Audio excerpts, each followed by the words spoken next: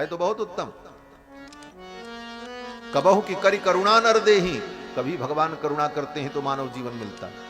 84 लाख योनियों में सर्वोत्तम योनि है मानव योनि, इससे बढ़कर के कोई योनि नहीं हो सकती। लेकिन ये सब होते हुए भी इसमें एक कमी है। बोले कमी क्या है? बोले कब आपके हाथ से बाजी चली जाए इसका कोई ठिकाना नहीं। बहुत अच्छा शरीर मिला है, मानव योनि मिला है, सब सोचने समझने और करने की क्षमता है तुम्हारे अंदर, लेकिन अगले क्षण जिंदा रहोगे कि नहीं रहोगे इसका कोई ठिकाना नहीं। ये इसकी कमी है, इसका ये वीक पॉइंट है। प्रहलाद जी कहते हैं दुर्लभम मानुषम जन्म, ये मनुष्य जन्म बड़ा दुर्लभ है, लेकिन अध्रुव है, अनिश्चित है, कब चला जाए कोई ठिकाना नहीं। क्षण भंगुर जीवन की कलिका, कल रात को प्रात खिली न खिली, रट ले हरि नाम अरी रसना, फिर अंत समय में ये हिली न हिली। अंतिम समय में ये जीव हिलेगी, राम का नाम ले पाएगी, इसका क्या ठिकाना। लोग कहते हैं महाराज हम बुढ़ापे में भजन करेंगे। बोले बुढ़ापे में क्या भजन करोगे? बुढ़ापे में कहीं भजन होता है? बुढ़ापे में मुंह में एक भी दांत नहीं रहेगा, राम राम कहोगे तो आम आम निकलेगा, राम भी नहीं कह पाओगे। मुंह में एक भी दांत नहीं, राम राम कहो तो आम आम निकले, और राम कहने की हिम्मत नहीं होगी। क्यों? बोले कभी कमर में दर्द, कभी घुटने में दर्द, कभी पेट में दर्द, कभी कहीं दर्द, नाना प्रकार की व्याधियां उस समय जब घेर लेती हैं तो व्यक्ति अपने व्याधि से मुक्ति की सोचता है, भगवान का स्मरण कहां होता। हाँ चिल्ला करके दुख में भले करे हा राम अरे राम, कहर कहर करके रो रो करके कर ले, वो बात अलग है, लेकिन उसका क्या मूल्य होगा। बुढ़ापे में भगवान का भजन करने चलोगे तो भगवान भी क्या कहेंगे, क्या कहेंगे। बोले एक सज्जन हमारे यहां आए अयोध्या में महाराज, हमारे गुरु जी के पास, बूढ़े थे, रिटायर हो गए, किसी विभाग में काम करते, 70 वर्ष की अवस्था में आए। बोले महाराज अब दुनिया के सारे काम से मुक्त हो गए, बेटे भी अपने अपने काम में लगे हैं, और हमारी उनको कोई अब जरूरत भी नहीं है, इसलिए अब तो हम यहीं रह करके भजन करेंगे और आपकी सेवा करेंगे।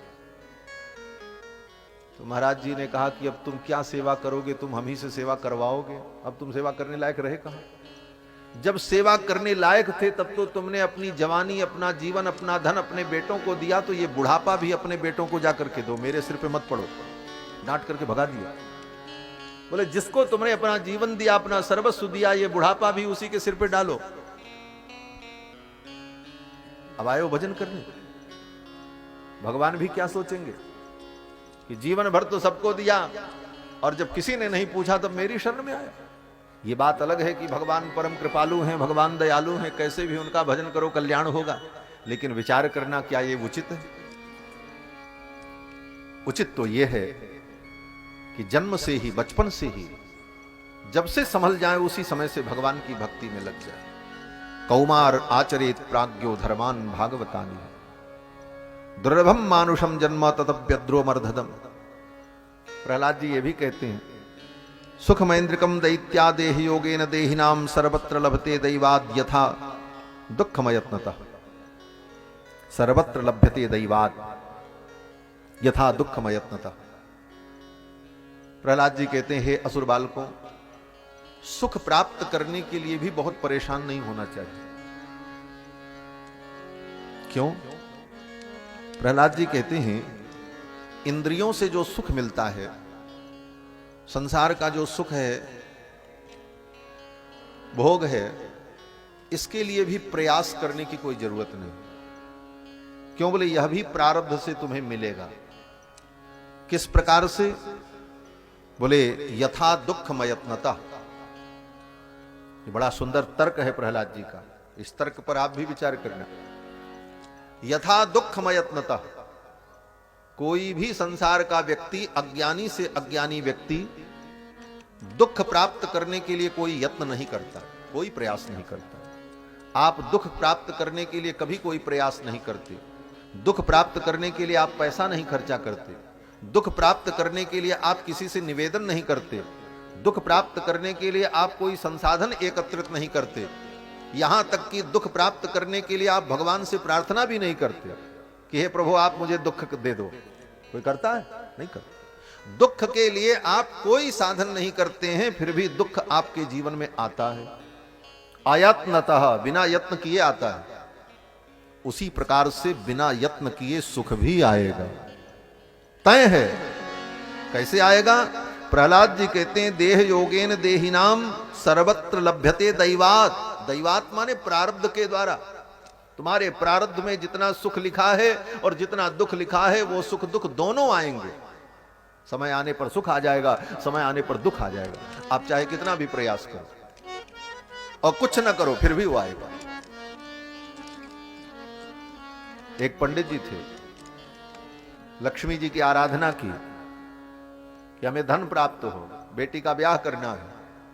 चले गए तपस्या करने की, तपस्या करके लक्ष्मी को प्रसन्न करें, फिर धन मिलेगा तो बेटी का ब्याह करेंगे। अब आराधना करने में उनको बरसों लग गया। गांव के लोगों ने देखा पंडित जी पता नहीं कहां गायब हो गए, तो गांव के लोगों ने मिलजुल करके पैसा बटोरा और एकत्रित करके बेटी का ब्याह कर दिया। बेटी चली गई ब्याह करके। पंडित जी की तपस्या जब पूरी हुई, लक्ष्मी जी प्रसन्न हो गई। लक्ष्मी जी ने कहा वरदान मांगो।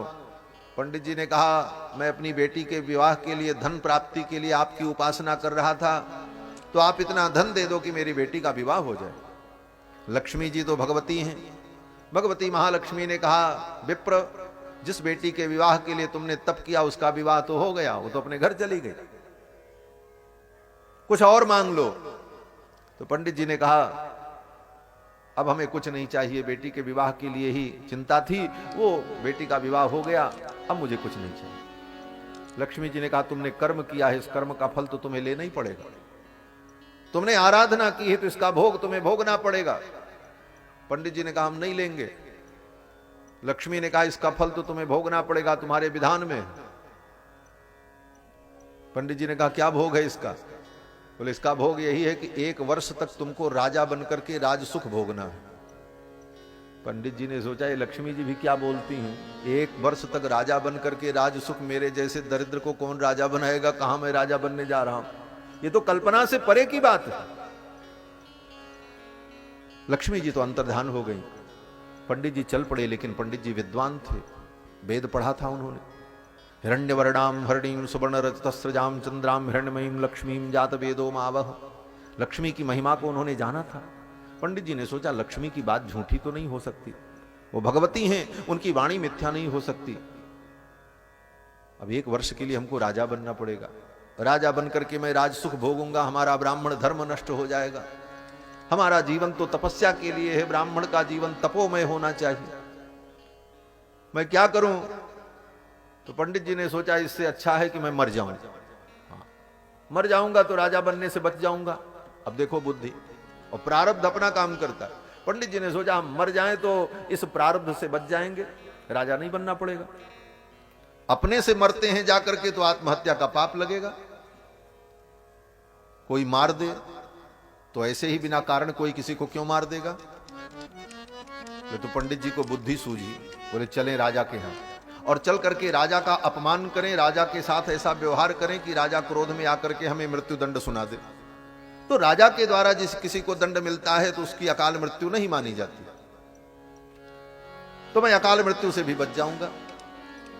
पंडित जी आए और सोचने लगे क्या अपराध करें कि राजा क्रोधित होकर के मुझे मृत्यु दंड दे, छोटे मोटे अपराध पर तो मृत्यु दंड देगा नहीं।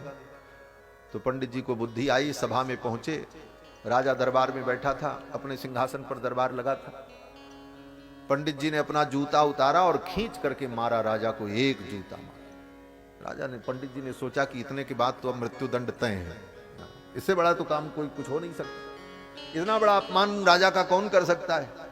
जूता फेंक करके मारा, लेकिन जूता आते देखकर राजा ने सिर ऐसे कर लिया, जूता जाकर के छत्र के डंडे में लगा तड़ाक से, जो सिंहासन में छत्र लगा था, और उसी छत्र के डंडे में एक सर्पिणी, एक नागिन घूम रही थी राजा को काटने के लिए, दंश करने के। उसी नाग पर, उस सर्पिणी पर जाकर के जूता लगा, वो सर्पिणी नीचे गिरी और छटपट छटपट करके मर गई।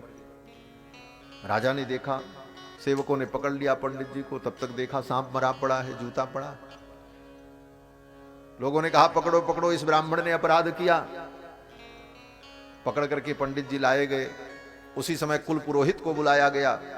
राजा ने कहा महाराज ये कैसी घटना है, इस ब्राह्मण ने मुझे जूता मारा और ये नागिन मेरे सिंहासन में थी, ये मर गई जूता लगने पर।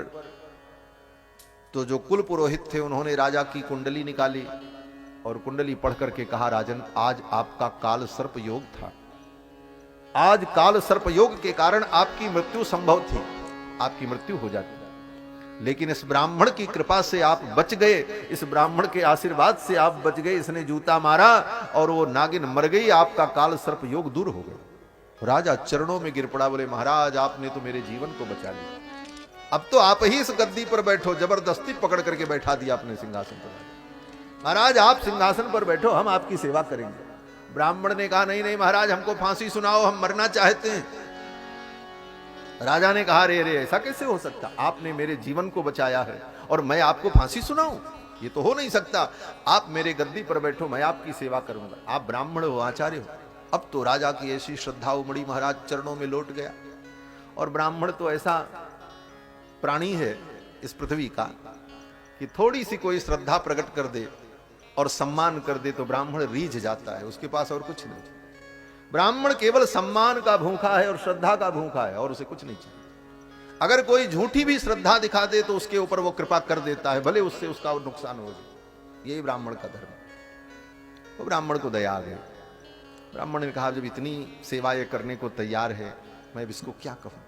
अब तो महाराज राजा उस ब्राह्मण की रोज सेवा करे, सिंहासन पर बैठावे, साथ में घुमावे रथ में लेकर के।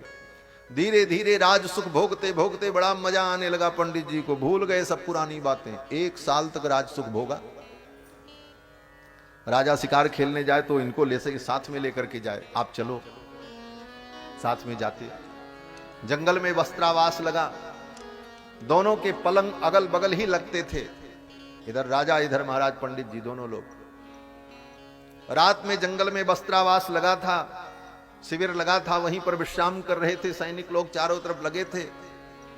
रात्रि में एक सर्प जंगल से कहीं से घूमते हुए उस शिविर में घुस गया। खुरखुर की आवाज हुई। राजा तो गहरी नींद में सो रहा था, पंडित जी की नींद खुल गई। देखा ये सर्प तो राजा की ओर जा रहा है। पंडित जी ने सोचा इस राजा ने मेरी इतनी सेवा की, अपनी गद्दी पर बैठा करके मेरी आरती उतारता है और ये सर्प राजा की ओर जा रहा है, कहीं राजा को काट लेगा तो राजा की तो मृत्यु हो जाएगी। उस सर्प को मारने के लिए पंडित जी ने अपनी तलवार निकाली, क्योंकि राजा के साथ रहते थे तो तलवार अस्त्र शस्त्र सब रखते थे। ज्यों ही तलवार निकाली, खर्र से सांप तो भाग गया, लेकिन खर्र की आवाज होते ही राजा की नींद खुल गई। राजा ने देखा पंडित जी ने अपनी तलवार निकाल रखी। राजा की बुद्धि बदल गई। बोले ब्राह्मण तेरी मैंने पूजा की और तेरा इतना सम्मान किया और आज तू एकांत अवसर पाकर के मुझे मार देना चाहता था। उल्टा अर्थ निकल गया। राजा ने कहा तुम मेरी हत्या करना चाहते थे कि यहां जंगल में मार दें तो तुम्हारा राज्य निष्कंटक हो जाए। पंडित जी ने कहा नहीं नहीं महाराज ऐसी बात नहीं है, एक सर्प आया था। बोले कहां सर्प? सर्प तो भाग गया। क्या प्रमाण देते? और रात्रि का समय और तलवार हाथ में और वहां दूसरा कोई था नहीं। कितनी भी सफाई दी पंडित जी ने, राजा ने स्वीकार नहीं किया। क्यों? बोले प्रारब्ध विपरीत आ चुका था, कर्म का भोग पूर्ण हो चुका था, वैसी अवस्थाएं सृजित हो गई, व्यवस्था वैसी बन गई। राजा ने विचार किया इसको क्या दंड दें। फिर राजा ने सोचा, राजा ने कहा कुछ भी हो, एक बार इसने मेरे प्राण की रक्षा की है और आज ये भले मुझे मारना चाहता हो लेकिन मारा तो नहीं है, तो मैं इसको मृत्युदंड क्यों दूं। राजा ने कहा ठीक है ब्राह्मण, तूने एक बार मेरे प्राण की रक्षा की इसलिए मैं तुझे जीवन दान देता हूं, लेकिन मेरे राज्य की सीमा से बाहर चले जाओ। पंडित जी चल पड़े, सब सुख छोड़ करके, सुविधाओं को छोड़ करके जब फिर चल पड़े और राज्य की सीमा से बाहर निकले तो लक्ष्मी जी रास्ते में मिल गई। लक्ष्मी जी ने कहा कहो विप्र, कर्म का फल क्या होता, तुम्हें अपने प्रारब्ध को भोगना पड़ा। तो ये प्रारब्ध की गति बड़ी विलक्षण है। सुख दुख प्रारब्ध में जितना लिखा है वो समय आने पर बिना प्रयास किए आ जाएगा, वो आएगा, उसे कोई रोक नहीं सकता। प्रारब्धम परिभुज्य कर्म शकलम प्रक्षीण कर्मांतर। प्रहलाद जी कहते हैं हे असुर बालकों, ये सुख दुख प्रारब्धवश आते हैं। जिस तरह दुख को प्राप्त करने के लिए व्यक्ति कोई प्रयास नहीं करता और वो आ जाता है, उसी प्रकार सुख भी आएगा। इसलिए सुख दुख की चिंता छोड़कर भगवान का चिंतन करना चाहिए। प्रहलाद जी की इन बातों को सुनकर के असुर बालक उनके भक्त बन गए और सब भगवान का कीर्तन करने लगे। एक दिन हिरण्यकश्यपु को आकर के आचार्यों ने बताया कि महाराज आपके बेटे ने पूरे विद्यालय को बर्बाद कर दिया। अभी तक आपका बेटा आपके शत्रु का नाम लेता, अब तो विद्यालय में केवल आपके शत्रु के नाम का कीर्तन होता, दूसरा काम होता ही नहीं। जब देखो सब बच्चे बैठ करके कीर्तन करते हैं, श्रीमन नारायण श्रीमन नारायण। हिरण्यकश्यपु को बड़ा क्रोध आया, प्रहलाद जी को बुलाया और कहा, दुष्ट, तू मेरे शत्रु की बात करता है? बड़े बड़े देवता मुझसे डरते हैं और तुझे भय नहीं लगता? प्रहलाद जी ने कहा, पिताजी, जिसके बल से आप बलवान हैं उसी के बल से मैं भी बलवान हूं। न केवलम में भवतश्च राजन सवई बलम बलिनाम चापरेशाम। इतना सुनते ही तो हिरण्यकश्यपु को क्रोध आया। हिरण्यकश्यपु ने कहा, कहां है तेरा भगवान? जिस भगवान के बल पर तू इतना गुरूर करता है वो तेरा भगवान कहां है? बुला अपने भगवान को, मैं देख लूं तेरे भगवान में कितनी शक्ति है। प्रहलाद जी ने कहा, भगवान तो सब जगह है, बुलाना उसको पड़ता है जो दूर होता है, भगवान तो सब जगह है। हिरण्यकश्यपु ने कहा, कहां कहां है? प्रहलाद जी ने कहा, कहां नहीं है? हम में, तुम में, खड़क खंभ में, हमारे अंदर, तुम्हारे अंदर, तुम्हारी इस तलवार के अंदर, इस खंभे के अंदर, सब जगह भगवान है। अंतर बहिश्च तत्सर्वम व्याप्य नारायण स्थितः। अंदर बाहर सब जगह व्यवस्थित होकर के परमात्मा अवस्थित है। कहां भगवान नहीं? हिरण्यकश्यपु ने कहा, क्या इस खंभे में भी भगवान है? तेरा परमात्मा इस खंभे में भी है? प्रहलाद जी ने कहा, है, जो सब जगह है वो इस खंभे में भी है। प्रहलादस्ति यदीश्वरो बदहरि सर्वत्र में दर्शय स्तंभे चैवमिति ब्रुवन्तुम असुरः तत्र विरासीत धरि। प्रहलाद जी ने कहा, इस खंभे में भी भगवान है। हिरण्यकश्यपु दौड़ पड़ा और दौड़ करके उसने खंभे पर एक मुष्टिका का प्रहार किया। खंभा टूट गया। उस खंभे के अंदर एक सुई भी जाने की जगह नहीं थी, इतना ठोस था वो खंभा। लेकिन उस खंभा के टूटने पर उसके अंदर से भगवान नरसिंह प्रकट हो गए। बोलो लक्ष्मी नरसिंह भगवान की जय। लक्ष्मी नरसिंह भगवान प्रकट हो गए। गर्जना करते हुए भगवान नरसिंह प्रकट हुए। विशाल रूप, सिंह के समान मुख, नर के समान शरीर, कराल दृष्टम करवाल चंचल छुरांत जिह्वम भ्रकुटी मुखोलबड़म। और नरसिंह भगवान ने दौड़ करके हिरण्यकश्यपु को पकड़ लिया, घसीटते हुए लेकर के आए और महल के द्वार पर देहली पर नरसिंह भगवान विराजमान हुए। अपनी जंघाओं पर हिरण्यकश्यपु को लिटाया। नीचे की दो भुजाओं से हिरण्यकश्यपु के शरीर को जकड़कर पकड़ लिया। ऊपर की दो भुजाएं खाली थीं। नरसिंह भगवान ने कहा, तूने ब्रह्मा से वरदान मांगा था, मेरी मृत्यु न दिन में हो न रात में हो, देख ले न दिन है न रात है। तूने वरदान मांगा था, मेरी मृत्यु न अस्त्र से हो न शस्त्र से हो, देख ले ये मेरे भयंकर नख न अस्त्र हैं न शस्त्र हैं। इस प्रकार कहते हुए उसकी समस्त प्रतिज्ञाओं का स्मरण दिलाते हुए भगवान नरसिंह ने हिरण्यकश्यपु के वक्षस्थल में अपने नख को धसाया और कर्र से पेट फाड़ दिया। वक्षस्तस्य विदारयन् निज नखैहि वात्सल्यमापादयन् आर्तत्राणपरायणस्य भगवान नारायणो मे गति। नखांकुरोत्पाटित हृत्सरोहम। अपने नख के द्वारा वक्षस्थल को विदीर्ण कर दिया, हिरण्यकश्यपु की छाती को फाड़ दिया। हिरण्यकश्यपु का नरसिंह भगवान ने वध कर दिया। उसके जो और अनुचर थे आए, सबको भगवान ने मार डाला। भगवान का क्रोध शांत नहीं हो रहा था। ब्रह्मा इंद्र सब ने आकर के स्तुति की, भगवान का क्रोध शांत नहीं हुआ। देवताओं ने लक्ष्मी जी को भेजा, आप जाओ, आपके जाने पर इनका क्रोध शांत होगा। लक्ष्मी जी आई। भगवान ने ऐसी गर्जना की कि लक्ष्मी जी भी उल्टे पांव लौट गए। लक्ष्मी जी ने कहा, ऐसा क्रोध तो आज तक मैंने देखा ही नहीं, आज ये मुझसे भी शांत होने वाले नहीं। तब ब्रह्मा जी ने प्रहलाद जी से कहा, बेटा तुम जाओ, तुम्हारे लिए इनका अवतार हुआ है, तुम्हारे जाने पर इनका क्रोध शांत हो जाए। प्रहलाद जी आए और आकर के भगवान के चरणों में साष्टांग प्रणाम किया। स्वपाद मूले पतितम तमर्भकम विलोक्य देव कृपया परिप्लुतः। स्वपाद मूले पतितम तमर्भकम।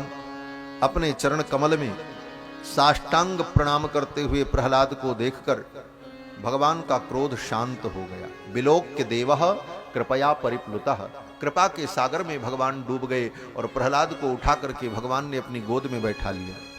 उत्थाप्य तच्छीर्ष्ण दधात कराम्बुजम, प्रहलाद को उठा करके भगवान नरसिंह ने अपनी गोद में बैठा लिया और प्रहलाद के सिर पर भगवान ने अपने हाथ को रखा। तच्छीर्ष्ण दधात कराम्बुजम, प्रहलाद के सिर पर अपने कराम्बुज को, कर कमल को भगवान ने रखा। इस दृश्य का चिंतन करते हुए श्री सुखदेव भगवान कहते हैं कि ये भगवान के कर कमल कैसे हैं। कहते हैं काला ही वित्रस्त धियाम कृता भयम, काला ही वित्रस्त धियाम, काल रूपी महासर्प के भय से जिसकी बुद्धि भयभीत हो गई हो, ऐसी बुद्धि के भय को दूर कर देने वाले, अभय प्रदान करने वाले भगवान के करारविंद।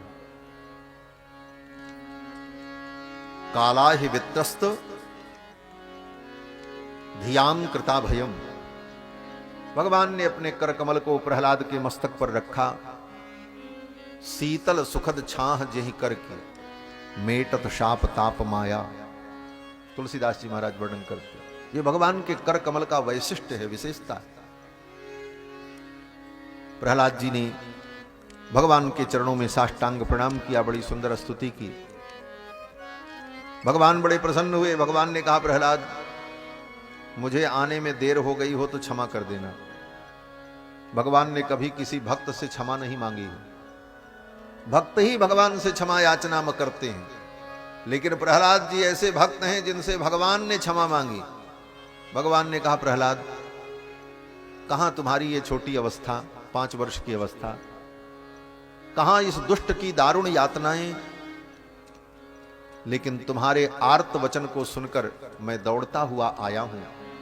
अगर कहीं आने में मुझे विलंब हुआ हो तो बेटा मुझे क्षमा कर देना। ये भक्त वत्सलता भगवान। भगवान कहते हैं क्षंतव्य मंग यदि में समय विलंब, अगर आने में मुझे विलंब हुआ हो तो बेटा क्षमा कर देना। क्वेदम बपुः क्वच वय सुकुमार में तत् क्वैताह प्रमत्त कृत दारुण यातनास्ते, कहां इस दुष्ट की दारुण यातनाएं और कहां तुम्हारा सुकुमार शरीर। लेकिन श्रुत्वा त्वदार्ति वचनम झटिति प्रयातः, तुम्हारे वचन को सुन करके मैं झट से आया हूं, दौड़ते हुए आया हूं। झटिति प्रयातः, फिर भी आने में अगर विलंब हुआ तो बेटा क्षमा करना। प्रहलाद जी कहते हैं प्रभु क्षमा तो मुझे मांगनी चाहिए। भक्त भगवान का बड़ा सुंदर संवाद हुआ।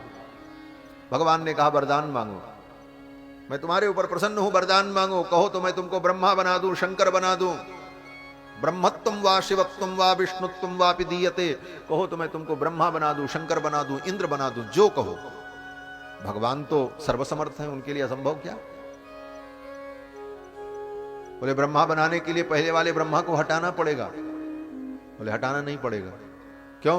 बोले भगवान सर्वसमर्थ हैं, दूसरा ब्रह्मांड बना करके दूसरे ब्रह्मांड का ब्रह्मा बना देंगे। उनके लिए क्या है? एक नया पद सृजित हो जाएगा। परमात्मा सर्वसमर्थ हैं, उनके लिए कुछ असंभव नहीं। कर्तुम अकर्तुम अन्यथा कर्तुम समर्थ हैं भगवान। भगवान ने कहा तुम्हें मैं ब्रह्मा बना दूं, शंकर बना दूं। प्रहलाद जी ने कहा हमको कुछ नहीं बनना है, हम जो हैं सोई ठीक, हम तो आपके दास हैं। भगवान ने कहा कोई और वरदान मांग लो। तो प्रहलाद जी ने बड़ी अद्भुत बात कही है, जो भागवत का सार है, जो हमको आपको जीवन में समझना चाहिए।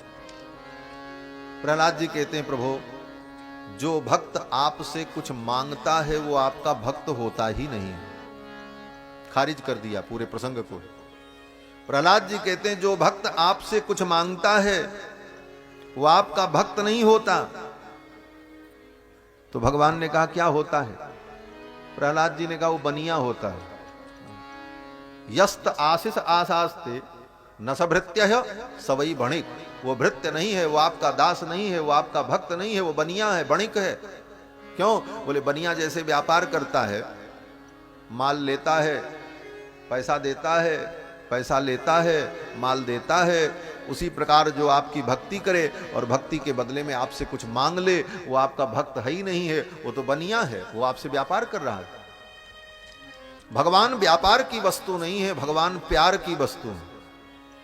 व्यापार और प्यार में अंतर होता है। व्यापार में आदान प्रदान होता है, व्यापार में स्वार्थ होता है और प्यार में समर्पण होता है। प्यार में अपने प्रियतम का तर्पण होता है, प्यार में अपने प्रियतम को अपना सब कुछ अर्पण होता है और प्यार में अपने प्रियतम को सर्वस्व समर्पण होता है। प्यार और व्यापार में यही अंतर है। भक्ति क्या है? बोले प्रेम है। प्रहलाद जी कहते हैं, हे प्रभु, जो भक्त आपसे कुछ मांगता है वह आपका भक्त नहीं होता, इसलिए मैं आपसे क्या मांगू? ऐसी निष्कामता प्रहलाद जी। भगवान ने कहा, प्रहलाद मेरी प्रसन्नता के लिए मांगो। भगवान भी अड़ गए। भगवान ने कहा, मेरी प्रसन्नता के लिए मांगो। मैं तुम्हें कुछ दूंगा तो मुझे प्रसन्नता होगी, इसलिए मांग लो। मैं जानता हूं तुम्हें कुछ नहीं चाहिए। प्रहलाद जी ने कहा, ऐसी बात है, आप मुझे दे करके क्यों प्रसन्न होना चाहते हो? तो भगवान ने कहा, प्रहलाद, ये संसार के भिखारियों को देते देते तो मैं थक गया। दाता एक राम, भिखारी सारी दुनिया। भगवान कहते हैं, इन संसार के भिखारियों को देते देते मैं थक गया। बोले, संसार में बड़े बड़े भिखारी हैं महाराज, जो BMW से चलते हैं, वो भी भिखारी हैं। क्यों? बोले, मंदिर में जाते हैं तो भीख ही मांगते हैं भगवान से। एक भिखारी मंदिर के दरवाजे पर भीख मांग रहा था। एक बाबू साहब BMW से उतरे, मंदिर में जाने लगे। उस भिखारी ने कहा, साहब कुछ दे दो। उन्होंने कहा, लौट करके आते हैं तो देते हैं। मंदिर में गए और मंदिर में जाकर के भगवान के सामने स्तुति करने लगे, महाराज इतने करोड़ का मुनाफा हो जाता मेरा, आप कृपा करो, इस नुकसान से हम बच जाएं। अपनी सारी व्यापार की, कारोबार की बात भगवान के सामने निवेदन कर रहे थे, भगवान से मांग रहे थे। लौट करके जब आए तो उस भिखारी के कटोरे में 10 रुपया जब डालने लगे तो भिखारी ने कहा, बाबूजी ये लेते जाओ। बोले, क्यों? बोले, आप भी मेरे ही समान हो, आप भी तो भीख मांगते हो। बोले, अरे मैं भीख मांगता हूं, मैं उद्योगपति हूं। उस भिखारी ने कहा, अभी आप भगवान के सामने भीख ही तो मांग रहे थे, तो तुम्हारे में और हमारे में अंतर क्या है? तुमसे अच्छा तो मैं हूं कि कम से कम भगवान से नहीं मांगता हूं, भगवान के द्वार पर बैठा रहता हूं, मांग करके काम चला लेता हूं। तुम तो मुझसे भी बड़े भिखारी हो कि जिसने आज तक तुमको दिया उसी से फिर भीख मांगने गए। भरोसा नहीं तुम? बंधुओं, भगवान से मांगने की जरूरत नहीं, भगवान बिना मांगे देते। जिस दिन तुम पैदा हुए तुम्हारे मुंह में दांत नहीं थे और पेट की आंतें कमजोर थीं, अन्न पचाने की क्षमता नहीं थी, मुंह में दांत नहीं थे अन्न को कूंचने के, उस समय भी तुम्हारा जीवन कैसे चलेगा इसकी व्यवस्था परमात्मा ने की। मां के स्तन में दुग्ध प्रकट कर दिया पैदा होने के पहले, इस दूध को पी करके जिएगा। तो जिस परमात्मा को इतनी चिंता है कि तुम्हारा पेट कहां से भरेगा, इसके बाद भी भगवान से मांगो तो ये बुद्धि का दिवाला ही तो निकलना है। इसके बाद भी ना समझ में आवे। प्रहलाद जी कहते हैं, भगवान से क्या मांगू? भगवान कहते हैं, नहीं नहीं, तुम्हारे जैसे आप्त काम, पूर्ण काम, परम निष्काम को मैं कुछ दूंगा तो मुझे भी प्रसन्नता होगी, मेरी प्रसन्नता के लिए मांगो। तब प्रहलाद जी ने कहा, अच्छा अगर ऐसी बात है तो आपकी प्रसन्नता के लिए मैं मांगता हूं। राजी हैं हम उसी में जिसमें तेरी रजा है। अगर आप इसी में राजी हैं कि मुझे कुछ दे करके प्रसन्न होना चाहते हैं तो मैं मांगता हूं। तो प्रहलाद जी ने भगवान से मांगा। आप कहोगे अंत में प्रहलाद जी ने भी भगवान से मांगा, फिर हमारे में और प्रहलाद में क्या अंतर रहा? लेकिन सुन करके आपको आश्चर्य होगा कि प्रहलाद जी ने भगवान से क्या मांगा। भगवान भी नहीं सोच पाए कि प्रहलाद क्या मांगेगा। प्रहलाद जी ने भगवान से कहा, प्रभु यदि राशि समे कामान वरास्तम वरदर्शभ। हे भगवान, यदि आप मुझे वरदान देना चाहते हैं तो आज मैं आपसे यही वरदान मांगता हूं। क्या वरदान? बोले, कामानाम हृदय संरोहम भवतस्तु वृणे वरम। आज मैं आपसे यही वरदान मांगता हूं, आप यही वरदान दे दीजिए कि आज के बाद कभी भी मेरे मन में कुछ मांगने की इच्छा न हो। यही वरदान दे दीजिए। क्या मांगा कि आज के बाद कभी मेरे मन में आपसे कुछ मांगने की इच्छा ही न पैदा हो, यही वरदान दीजिए। कितने चतुर हैं प्रहलाद जी, 5 वर्ष के बालक। और चतुर क्यों न हो, किसी ऐरे गैरे के चेला नहीं है, देवर्षि नारद के शिष्य हैं महाराज। नारद जी ने इनको ज्ञान दिया, साधारण गुरु के चेला। शिष्य की विशेषता ही यह सिद्ध कर देती है किस गुरु का शिष्य होगा। जिस शिष्य में यह चमत्कार है उसका गुरु कितना अद्भुत होगा। प्रहलाद जी महाराज कहते हैं, प्रभु ये वरदान आप दीजिए, कामानाम हृत समरोहम भवतस्तु वृणे वरम।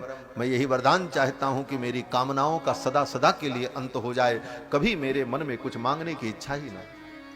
भगवान ने कहा तथास्तु। फिर भगवान जब चलने लगे तो प्रहलाद जी ने एक बात और कही। प्रहलाद जी ने कहा, प्रभु एक निवेदन है। बोले क्या?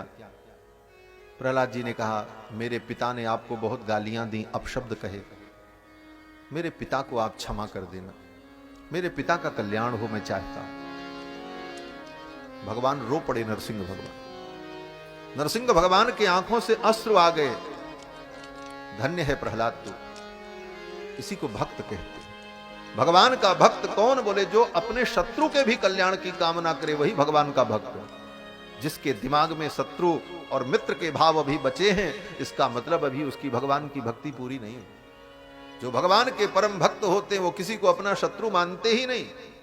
दुनिया भले उनको शत्रु माने, वो किसी को अपना शत्रु नहीं मानते, वो अजात शत्रु हैं। प्रहलाद जी कहते हैं, मेरे पिता का कल्याण हो, मेरे पिता ने आपको बहुत गालियां दी। प्रहलाद जी ने कहा, बेटा उस पिता ने तुम्हें इतना सताया और तुम उसका कल्याण चाहते हो? प्रहलाद जी ने कहा, प्रभु मैं इसलिए कल्याण चाहता हूं कि अगर मेरे पिता का कल्याण नहीं हुआ तो मेरा पुत्र होना व्यर्थ हो जाए। क्यों? बोले पुत्र किसे कहते हैं? बोले पुम नाम नरकात त्रायते इति पुत्र। पुत्र उसे कहते हैं जो अपने पिता को नरक में जाने से बचा ले। पिता कितना भी बड़ा पापी क्यों न हो, लेकिन पुत्र इतना धर्मात्मा हो जाए कि अपने धर्म के बल से पिता को नरक में जाने से बचा ले, वही पुत्र है, उसी को पुत्र कहते हैं। प्रहलाद जी कहते हैं, अगर मेरे पिता नरक चले गए तो मेरा पुत्र होना व्यर्थ हो जाएगा। इसलिए हे भगवान, मेरे पिता को आप क्षमा कर दो, उनके ऊपर कृपा करो। ये भावना देखकर, ये साधुता देखकर भगवान द्रवीभूत हो गए और भगवान ने कहा, प्रहलाद और ब्रह्मांड के सभी देवता और सभी प्राणी आज मेरा उद्घोष सुन लें। भगवान कहते हैं, आज मैं नया संविधान बनाने जा रहा हूं। और संविधान क्या बनाने जा रहा हूं? संविधान संशोधन करने जा रहा हूं। कोई कानून पहले से बन जाए लेकिन उसमें परिवर्तन की आवश्यकता हो तो उसे संविधान संशोधन कहा जाता है। भगवान ने कहा, आज मैं एक संविधान संशोधन करने जा रहा हूं। बोले क्या संविधान संशोधन? भगवान ने कहा, आज तक यही संविधान था कि काहु न को सुख दुख कर दाता, निज कृत कर्म भोग सब भ्राता। कोई किसी को सुख दुख नहीं देता, अपने अपने कर्मों का फल सबको भोगना पड़ता है, अपने अपने कर्मों के अनुसार सबको सुख दुख भोगना पड़ता है। लेकिन हे प्रहलाद, आज मैं ये विशेष नियम बना रहा हूं कि कोई कितना बड़ा भी पापी क्यों न हो, दुष्टात्मा हो, पापात्मा हो, लेकिन उसके घर में तुम्हारे जैसा भक्त अगर उत्पन्न हो जाए तो उसकी 21 पीढ़ी का मैं उद्धार कर देता हूं। ये भगवान ने विशेष वरदान दिया है। ये नया कानून बना दिया भगवान ने नरसिम्हावतार में कि प्रहलाद, आज मैं कानून बना रहा हूं, ये नियम निर्धारण कर रहा हूं कि तुम्हारे जैसा भक्त जिसके कुल में उत्पन्न होगा, उसके पिता, उसके पिता के पिता, उसके पिता के पिता, उसकी 21 पीढ़ी का मैं उद्धार कर दूंगा, चाहे सब पापी क्यों न हो, उस भक्त के संबंध के कारण। और बाकायदे भगवान ने कहा, त्रिहि सप्तभि पिता पूतः पितृभिः सहते नगः। त्रिहि सप्तभि, त्रिहि सप्तभि का मतलब 7 त्रिक 21, 21 का 7 का पहाड़ा समझ लो। भगवान कहते हैं त्रिहि सप्तभि पिता पूत, 21 पीढ़ी का उद्धार मैं कर दूंगा। यत् साधो से गृहे जातो भवान वै कुल पावन। तुम्हारे जैसा कुल पावन, कुल को पवित्र करने वाली संतान जिसके कुल में पैदा हो जाएगी, उसकी 21 पीढ़ी का मैं उद्धार कर दूंगा। भगवान ने प्रहलाद जी को यह वरदान दिया और चलते चलते भगवान ने प्रहलाद को एक बात और कही, बेटा आज तो मैंने तेरे पिता को मार दिया क्रोध में, लेकिन जाओ आज मैं वचन देता हूं, तुम्हारे वंश में उत्पन्न होने वाले तुम्हारे किसी संबंधी का मैं अब वध नहीं करूंगा। और भगवान ने इस वचन का निर्वाह किया। कृष्णावतार में बाणासुर से भगवान का युद्ध हुआ और बाणासुर को भगवान ने छोड़ दिया। और क्यों छोड़ा? बाणासुर को छोड़ते हुए भगवान ने कहा, जाओ मैं तुमको इसलिए छोड़ रहा हूं कि तुम्हारे प्रपितामह जो थे वो मेरे परम भक्त थे प्रहलाद, और उनको मैंने वचन दिया था नरसिंहावतार में, इसलिए मैं आज तुमको छोड़ रहा हूं। यही कह करके भगवान कृष्ण ने बाणासुर को छोड़ दिया। बाणासुर के पिता महाराज बलि, बलि के पिता विरोचन और विरोचन के पिता प्रहलाद। प्रहलाद के प्रपौत्र को बाणासुर को भगवान ने छोड़ दिया था कृष्णावतार में, मारा नहीं। क्यों? क्योंकि मेरे भक्त के वंश में उत्पन्न है। भगवान ने बड़ी कृपा की। ये सब चरित्र सुखदेव जी ने राजा परीक्षित को सुनाया। इसके बाद अष्टम स्कंद में भगवान के परम भक्त गजराज की कथा सुखदेव जी ने सुनाई। गजराज भगवान का परम भक्त था। सरोवर में स्नान करने गया, ग्राह ने उसके पैर को पकड़ लिया, पानी में खींचने लगा। वो जब डूबने लगा, उसके सारे प्रयास व्यर्थ हो गए, उसके परिवार के लोग भी उसे छोड़ करके चले गए। तब अंत में उसने भगवान को पुकारा। कथा आपको मालूम है, केवल सार मैं कह रहा हूं। गजराज जब चारों तरफ से हार गया तब भगवान को पुकारा। अपबल तपबल और बाहुबल, चौथो बल है दाम, सूर किशोर कृपाते सब बल हारे को हरि नाम।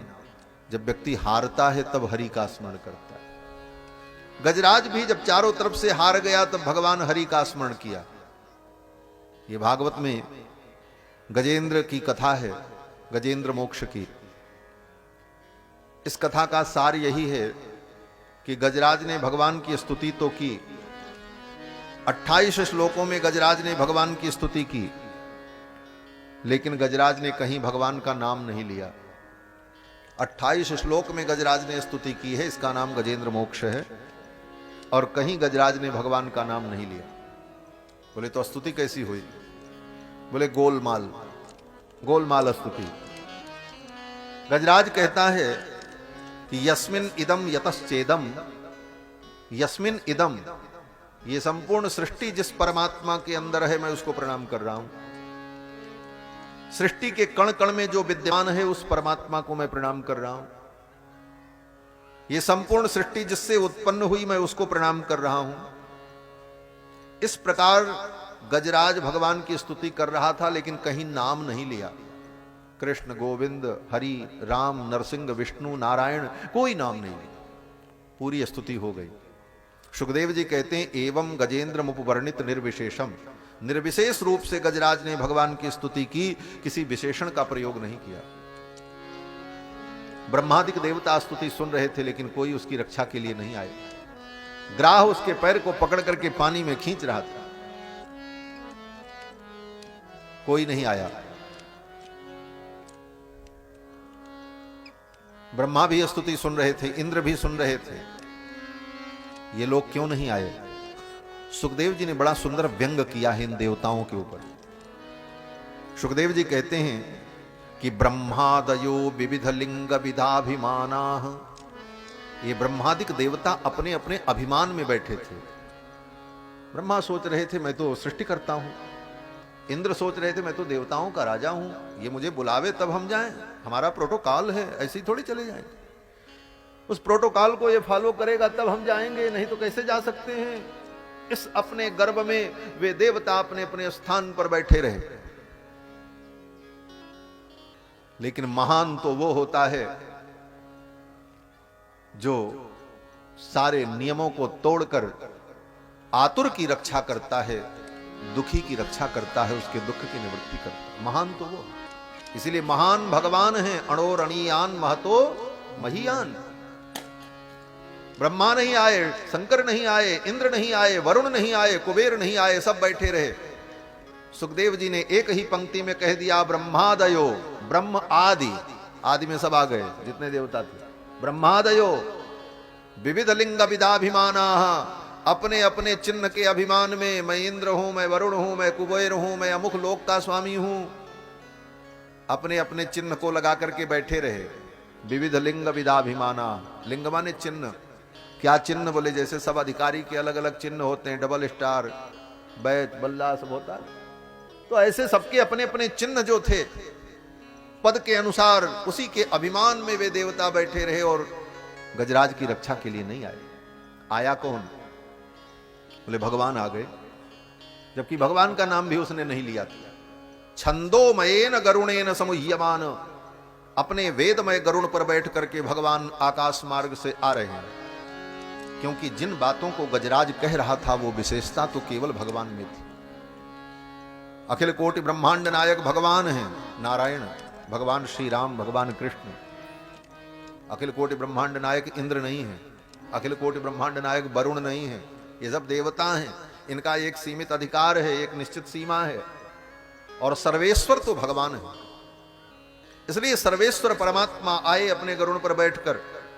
गजराज ने भगवान को जब आते देखा तब भगवान का नाम लिया, अभी तक नहीं लिया। जब भगवान को आते देखा, अरे गज निरख्यो फहरान बसन की, ललक लग्यो मुख कमल बिलोकन, भूल गई गजग्राह ग्रसन की।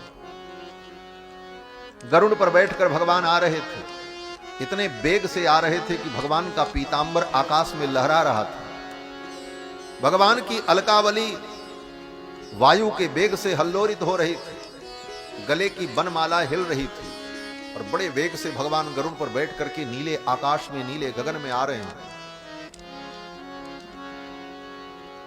गजराज ने देखा, बड़ा सुंदर पद है, बड़ा भावपूर्ण पद है।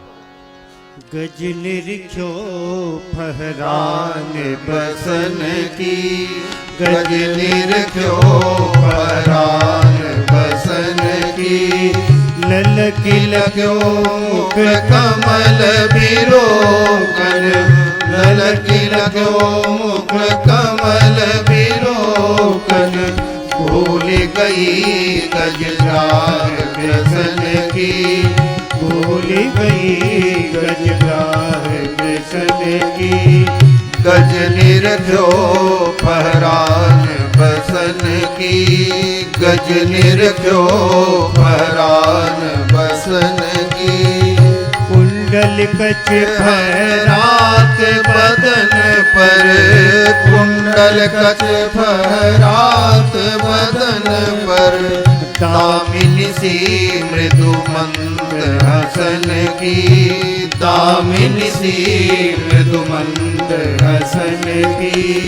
गज निरख्यो फहरान बसन की, गज निरख्यो फहरान बसन की। गजराज ने भगवान के पीतांबर की फहरान को देखा। गज निरख्यो फहरान बसन की, ललक लग्यो मुख कमल बिलोकन, भूल गई गजग्राह ग्रसन की। गजराज भूल गया कि ग्राह ने मुझे पकड़ रखा है।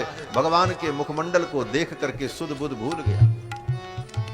भगवान की बनमाला हिल रही थी, पीतांबर उड़ रहा था। भगवान की मंद मुस्कान को देख करके गजराज सोचने लगा, भगवान को मैं क्या अर्पित करूं। प्रभु आ रहे हैं। गजराज ने सोचा इनको कमल बहुत प्रिय है, क्योंकि ये कमलाकांत है। भगवान का एक नाम है कमलाकांत, और भक्त जब भगवान का वर्णन करते हैं तो कहते हैं इनके कर कमल, इनके चरण कमल, इनके मुख कमल, भगवान का सब अंग कमल के ही समान। नव कंज लोचन कंज मुख कर कंज पद कंजारुणम, नव कंज लोचन कंज मुख कर कंज पद कंजारुणम, लोचन कंज मुख कर कंज पद कंजारुणम। नव कंज लोचन, कंज मुख, कर कंज पद, कंजारुणम। भगवान का मुख कमल, चरण कमल, नेत्र कमल। भक्त जब उदाहरण देते हैं तो यही उदाहरण है। गजराज ने सोचा भगवान के चरण कमल, मुख कमल सब तो कमल के ही समान, ये कमलाकांत हैं। और इनके कर कमल में भी कमल पुष्प है। शंख चक्र गदा पद्म, पद्म भगवान धारण किए रहते। ये पद्म पुष्प भगवान को अत्यंत प्रिय क्यों है? फूल तो बहुत है दुनिया में, कमल ही भगवान को प्रिय क्यों है? कहते कमल पुष्प की एक विशेषता होती है। क्या बोले? जल में रहता है लेकिन जल से निर्लिप्त रहता है। जो प्राणी संसार में रह करके संसार से निर्लिप्त हो वही परमात्मा को प्रिय होता है। यही विशेषता है। कमल क्या है? बोले सुमन।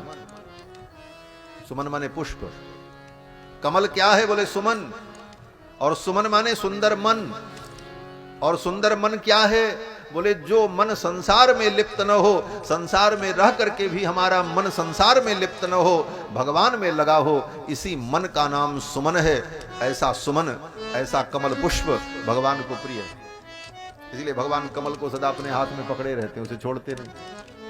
अर्थात जिस भक्त का मन कमल के सुमन जैसा बन जाए, उस भक्त को ठाकुर कभी छोड़ते नहीं, भगवान उसे कभी छोड़ते नहीं। गजराज ने सोचा मैं इनको कमल पुष्प भेंट करूं। उसी सरोवर में से एक कमल को उखाड़ा। उत्क्षिप्य सांबुज करम गृहमाह कृच्छान नारायणाखिल गुरो भगवन नमस्ते।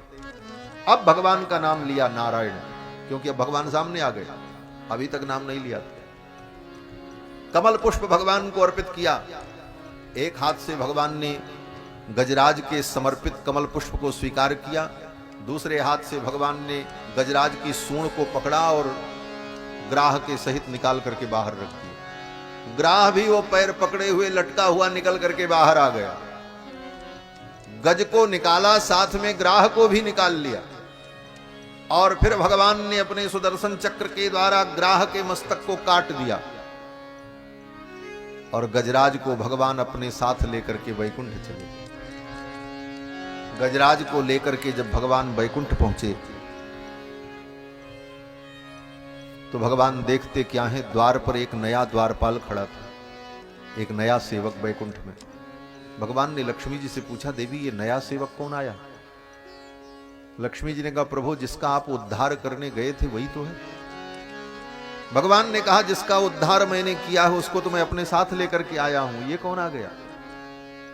तो लक्ष्मी जी मुस्कुराने लगी। लक्ष्मी जी ने कहा, प्रभु यही तो बात है, आपकी कृपा और आपका कोप दोनों समान फल देता है।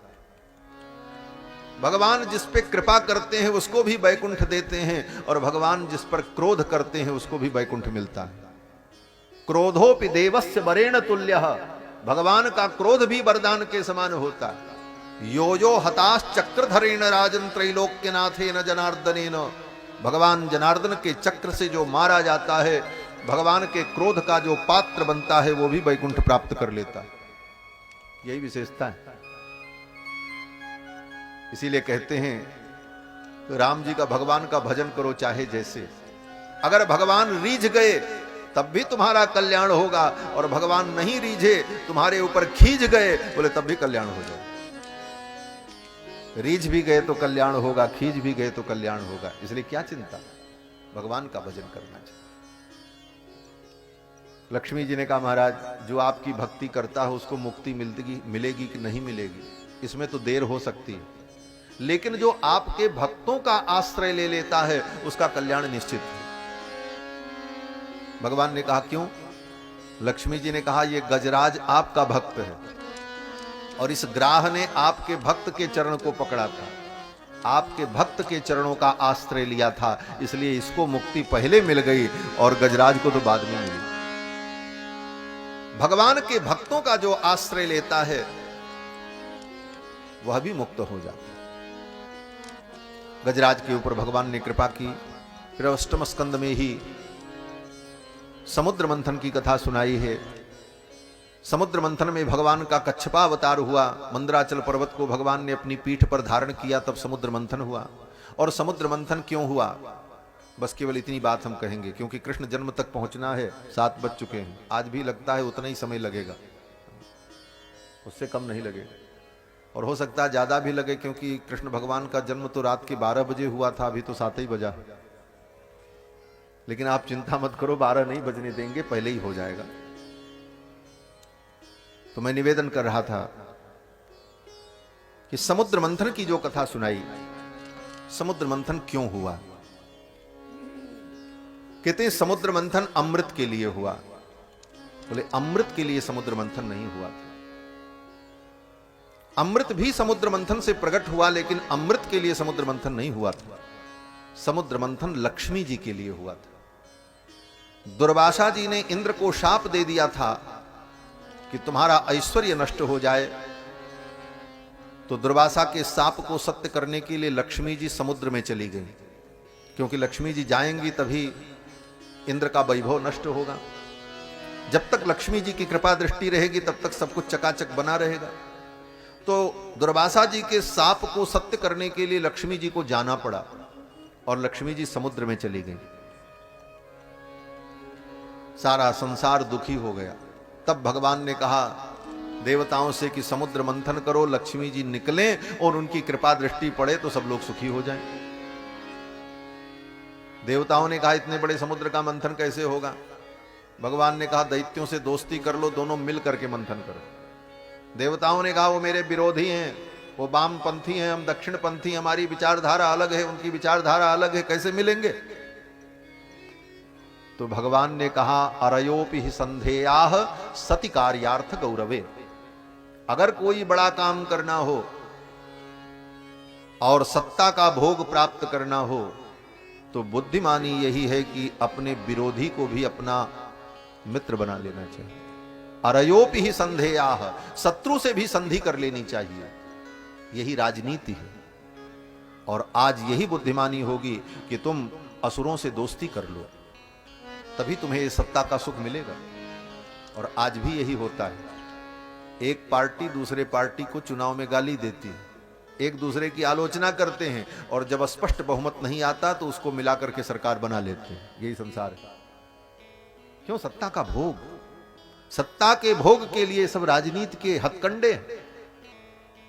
देवता दैत्यों के धुर विरोधी हैं, लेकिन अब सत्ता चली गई, बोले अब उन्हीं देवताओं को मजबूरी में दैत्यों से गठबंधन करना पड़ा। गठबंधन की सरकार बन गई। समुद्र मंथन हुआ तो गठबंधन की सरकार में तो शर्त होती है। क्या शर्त होती है? बोले अमुक अमुक मंत्रालय हम लेंगे, हमारी पार्टी को मिलना चाहिए, ये पद हमको मिलना चाहिए। तो यहां भी वही शर्त हुई। क्या शर्त हुई? बोले दैत्यों ने कहा समुद्र मंथन से जो निकलेगा 50-50 का हिसाब होगा, आधा आपका आधा हमारा। देवताओं ने कहा ठीक। फिर समुद्र मंथन हुआ। समुद्र मंथन से जो जो निकला सब आपको मालूम है। घोड़ा निकला उच्चैःश्रवा नाम का, वो दैत्यों के राजा बलि को दिया गया। हाथी निकला ऐरावत, वो इंद्र को दिया गया।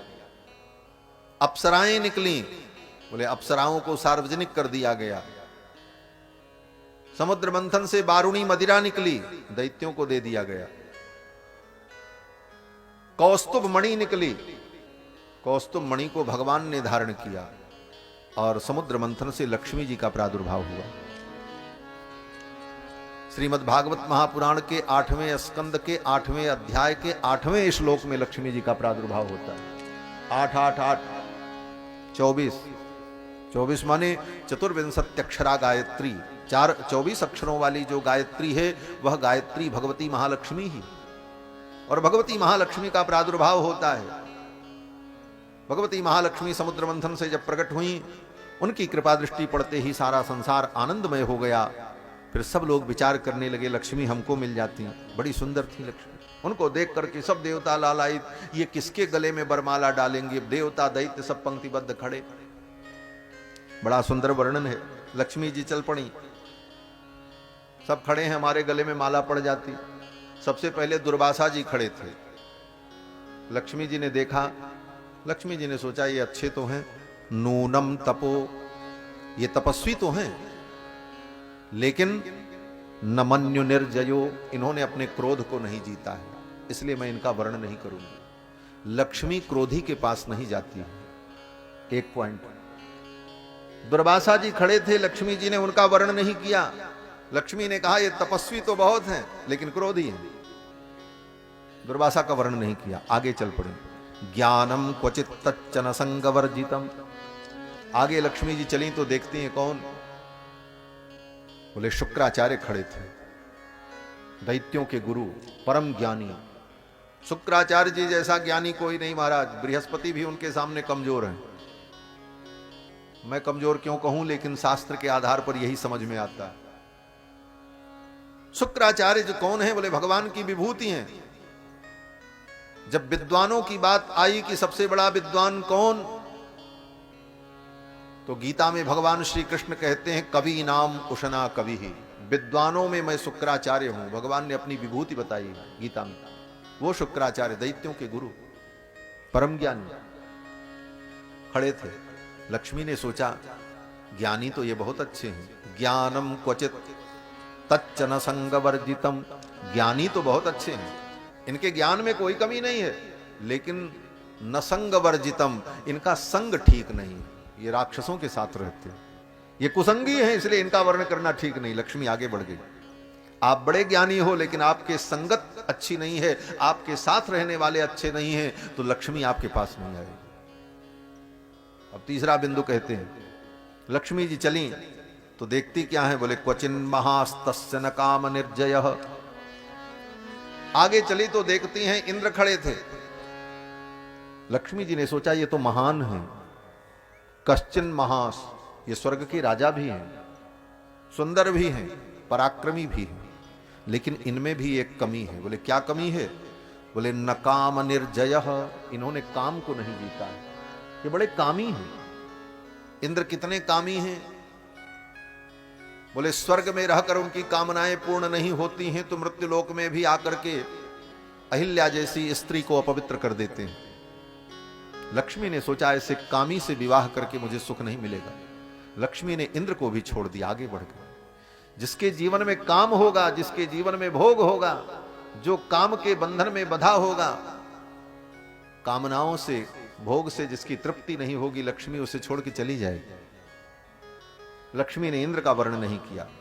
धर्म क्वचित तच्चन भूत सौहृदम, आगे भगवान शंकर खड़े थे। लक्ष्मी ने सोचा इनको माला पहनावे, सब देवता खड़े थे तो शंकर जी भी खड़े थे। लक्ष्मी ने सोचा ये तो बड़े अच्छे हैं। धर्म क्वचित तत्र न भूत सौहृदम, इनके अंदर धर्म भी है, ज्ञानी भी है, सब कुछ है, चरित्रवान भी हैं, और ये तो काम को जीत चुके हैं, इन्होंने काम को भस्म कर दिया है। जब शिव तीसर नैन उघारा, चितवत काम भयो जरी छारा। लेकिन इनमें भी एक कमी है। बाहर लक्ष्मी, ये लक्ष्मी बड़ी विचित्र है हमारे। भगवान शंकर को देख करके लक्ष्मी कहती है, अरे इनके अंदर सब विशेषता है तो, लेकिन इनके अंदर दया नहीं है। न भूत सौहृदम, संसार के प्रति इनके अंदर दया नहीं है, सौहृद नहीं है। क्यों, बोले जब प्रलय का समय आता है तो ये निर्दयी होकर के संपूर्ण सृष्टि को नष्ट कर देते हैं, प्रलयंकर है। इसलिए लक्ष्मी निर्दयी प्राणी के पास भी नहीं जाती। जिसके जीवन में दया होगी, करुणा होगी, लक्ष्मी उसके चरणों में जाए। किसी का वर्णन नहीं किया लक्ष्मी ने। लक्ष्मी जब आगे चली, अब देखो दूसरी विशेषता, सब लक्ष्मी को चाह रहे थे और सब लाइन से खड़े थे, शायद हमारा नंबर लग जाए, शायद मेरे ही गले में बरमाला पड़ जाए। और भगवान, बोले भगवान नारायण दूर जाकर के एक पेड़ के नीचे आराम से हाथ की टेक लगा करके शयन कर रहे थे। निरपेक्ष थे लक्ष्मी से। बाकी लोगों को लक्ष्मी की अपेक्षा थी और भगवान लक्ष्मी से निरपेक्ष थे, कोई अपेक्षा नहीं थी। जो अपेक्षा रख रहे थे लक्ष्मी ने उनका वर्णन नहीं किया। क्यों, बोले लक्ष्मी ने विचार किया जो आज मेरी अपेक्षा कर रहे हैं, आज उनकी अपेक्षा पूरी हो जाएगी तो कल मेरी उपेक्षा कर देंगे। लेकिन जो आज मेरी उपेक्षा कर रहे हैं, अगर उनका चरण मुझे प्राप्त हो गया तो वो मेरी अपेक्षा रखेंगे। इसलिए मैं उसी का वर्ण करूंगी जो मेरी उपेक्षा करता है। जो लक्ष्मी के पीछे भागता है, लक्ष्मी उसे छोड़ करके भाग जाती है, और जो लक्ष्मी की उपेक्षा कर देता है, लक्ष्मी उसके चरणों की दासी बन जाती है। भगवान उपेक्षा करके बैठे थे, लक्ष्मी चल पड़ी। श्री राम तीर्थ स्वामी जी कहते हैं कि भागती फिरती थी दुनिया जब तलब करते थे हम, भागती फिरती थी दुनिया जब तलब करते थे हम, जब से नफरत हमने की आने को वो बेताब है। संसार की उपेक्षा करके देखो, संसार का सारा वैभव तुम्हारे चरणों में। अपेक्षा करते रहोगे, दौड़ना पड़ेगा। देवताओं ने अपेक्षा की, लक्ष्मी उनके पास नहीं गई, और भगवान उपेक्षा करके चुपचाप बैठे थे, लक्ष्मी भगवान के पास पहुंच गई। सुखदेव जी कहते हैं कि बब्रे बरम सर्व गुणैरपेक्षितम रमा मुकुंदम निरपेक्षमीप्सितम। बब्रे बरम सर्व गुणैरपेक्षितम, जिन जिन गुणों की अपेक्षा थी लक्ष्मी जी को।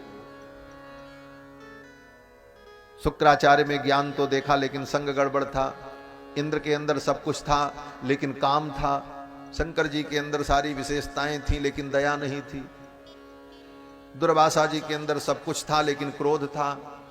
तो जिन जिन चीजों की अपेक्षा थी महालक्ष्मी को, वो सारी अपेक्षाएं कहां पूर्ण हुई? बोले भगवान में। बब्रे बरम सर्व गुणैरपेक्षितम, जिन जिन गुणों की अपेक्षा थी लक्ष्मी जी को, वो सारे गुण भगवान में थे। क्यों? बोले भगवान सर्वगुण संपन्न। लक्ष्मी जी ने देखा भगवान में सब गुण है। और क्या है? बोले रमा मुकुंदम निरपेक्षमीप्सितम, और ये निरपेक्ष है, सब गुण इनके अंदर है, इसलिए ये कोई मेरी अपेक्षा नहीं कर रहे हैं। देखो, जिसके पास सब कुछ होगा उसको किसी की क्या अपेक्षा होगी? भगवान सर्वगुण संपन्न है, इसलिए उनको लक्ष्मी की भी कोई अपेक्षा नहीं है कि लक्ष्मी आवे, गर्ज हो तो आवे और नहीं आना है तो जाए। इसलिए लक्ष्मी ने भगवान का ही वर्ण किया। भगवान के गले में ले जाकर के लक्ष्मी जी ने बरमाला डाल दी, और जब बरमाला डाली देवताओं ने पुष्प वृष्टि की, जय जयकार की। समुद्र के तट पर लक्ष्मी जी के साथ भगवान का विवाह संपन्न हुआ। सिंधु की बेटी, समुद्र की बेटी लक्ष्मी के भगवान कांत कहलाए। सिंधु सुता प्रिय कंता, पालन सुरधरनी, अद्भुत करनी, मरम न जाने कोई। इसलिए समुद्र मंथन हुआ। समुद्र मंथन से अमृत प्रकट हुआ। अमृत तो बहाना था। भगवान ने सोचा देवताओं को अमृत पिलाना चाहिए, दैत्य अमृत पी लेंगे तो ये और दुष्ट हो जाएंगे। भगवान ने छल पूर्वक मोहिनी अवतार धारण करके देवताओं को अमृत पिला दिया, दैत्य अमृत नहीं पाए। देवासुर संग्राम हो गया, आपस में लड़ाई हो गई, बहुत सारे दैत्य मारे गए। फिर तो ब्रह्मा जी ने आकर के युद्ध को शांत कराया। ब्रह्मा जी ने सोचा देवता भी हमारी संतान है, दैत्य भी हमारी संतान है, और ये मर रहे हैं। युद्ध शांत हुआ। शुक्राचार्य ने दैत्यों से कहा देखो अब लड़ने से कोई फायदा नहीं, क्योंकि देवता अमृत पी चुके हैं और इनसे लड़ करके जीता नहीं जा सकता। उस समय दैत्यों के राजा बलि थे, प्रहलाद जी के पोता, प्रहलाद जी के पुत्र विरोचन, विरोचन के पुत्र बलि। तो बलि ने अपने गुरु शुक्राचार्य से कहा गुरुदेव स्वर्ग कैसे मिलेगा? हम स्वर्ग चाहते हैं, हमको स्वर्ग की सत्ता चाहिए, कैसे भी हम सरकार बनाना चाहते हैं। तो शुक्राचार्य ने कहा तो फिर एक काम करो, हम एक यज्ञ कराते हैं। शुक्राचार्य जी ने एक यज्ञ कराया, विश्वजित यज्ञ। उस विश्वजित यज्ञ से एक दिव्य रथ प्रकट हुआ, अनेक अस्त्र शस्त्र प्रकट हुए। शुक्राचार्य ने कहा इस रथ पर बैठ करके जाओ, युद्ध करो, स्वर्ग जीत लोगे। बलि ने स्वर्ग जीत लिया, स्वर्ग की गद्दी पर बैठ गए। तख्ता पलट हो गया बलपूर्वक। राजा बलि ने कहा गुरुदेव बड़ी कृपा हो गई। शुक्राचार्य ने कहा स्वर्ग तो मिल गया लेकिन यह अस्थाई नहीं है। क्यों? बोले वैधानिक रूप से स्वर्ग की सत्ता तुमको नहीं मिली है तो तख्ता पलट है। वैधानिक तो यह है कि चुनाव में जीत करके आओ, तब सरकार बनेगी, वो पक्की सरकार होगी। सारी राजनीति भागवत में, रामायण में, गीता भागवत में पड़ी है, जो दुनिया में होती है सब यही में है, बाहर कुछ नहीं।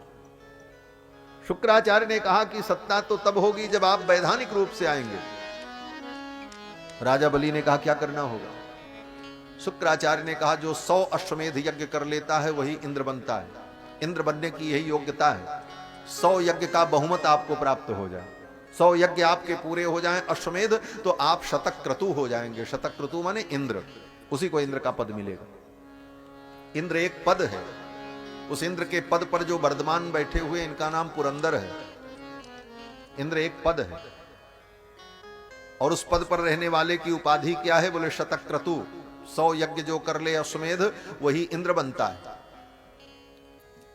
शुक्राचार्य ने राजा बलि से कहा 100 अश्वमेध यज्ञ कर लो, तब वैधानिक रूप से स्वर्ग की सत्ता तुम्हारी हो जाएगी।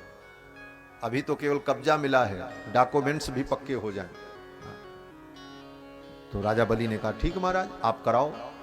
यज्ञ की दीक्षा ले ली राजा बलि ने और यज्ञ प्रारंभ किया। 1 अश्वमेध यज्ञ हुआ, 2 हुआ, 3 हुआ, 4, 5, 9, 10 करते करते 99 अश्वमेध यज्ञ हो गए पूर्ण निर्विघ्न।